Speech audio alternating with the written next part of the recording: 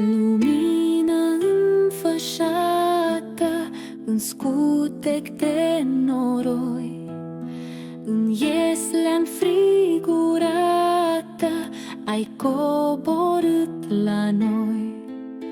La ieslea ta săracă, Iisuse, prunc divin, ființa mea s-apleacă cu-al dragostei prea plin.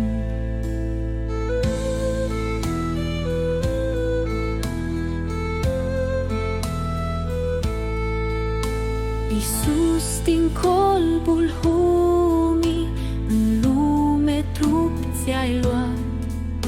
Tu, Salvatorul lumii și-al lumii împărat, din fânul ieslei tale și până la mormânt, a suferinței cale ai străbătut-o blând.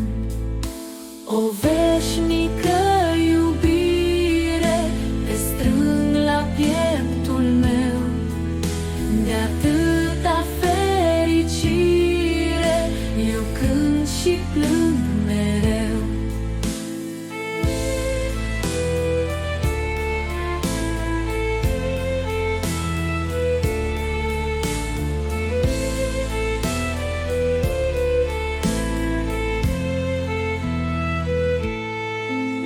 Din fânul ieslei tale și până la mormânt, a suferinței cale ai străbătut-o blând.